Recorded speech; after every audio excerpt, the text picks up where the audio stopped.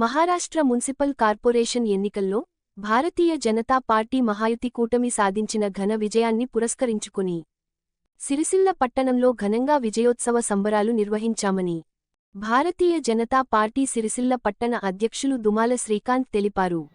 ఈ సందర్భంగా సిరిసిల్ల పట్టణంలోని అంబేద్కర్ చౌరస్తా వద్ద పార్టీ శ్రేణులు, నాయకులు, కార్యకర్తలు భారీ సంఖ్యలో పాల్గొని సంబరాలు నిర్వహించారు. టపాసులు పేలుస్తూ నినాదాలతో వాతావరణాన్ని ఉత్సాహభరితంగా మార్చారు.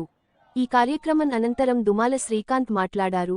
ఈ కార్యక్రమంలో మున్సిపల్ మాజీ చైర్ పర్సన్ ఆడెపు రవీందర్, ప్రధాన కార్యదర్శి మెరుగు శ్రీనివాస్, కొండ నరేష్, జిల్లా నాయకురాలు కర్నే హరీష, అధికార ప్రతినిధులు మోర రవి, చొప్పదండి శ్రీనివాస్, దూరం సురేష్, ఓరగొండ రాజు, అంకారపు రాజు, పల్లికొండ నర్సయ్య, కనకయ్య, ప్రతాప్, సిద్ది దేవరాజ్, వడ్నాల శేఖర్, వెంకటేష్ తదితరులు పాల్గొన్నారు.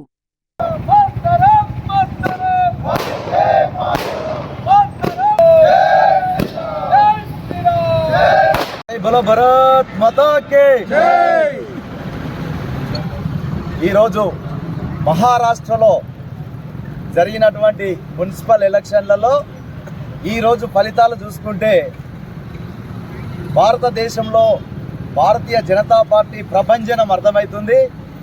పూర్తిగా భారతీయ జనతా పార్టీ కూటమి క్లీన్ స్వీప్ చేసింది. మున్సిపల్ ఎలక్షన్లలో క్లీన్ స్వీప్ చేయడం జరిగింది. వాస్తవానికి ఇది శుభసూచకం.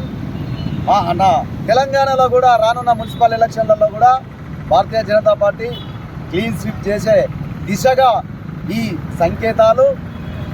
ఎక్కడ ఎలక్షన్లు జరిగినా దేశంలో భారతీయ జనతా పార్టీ తప్ప వేరే పార్టీల మనుగడనే ప్రశ్నార్థకంగా మారింది.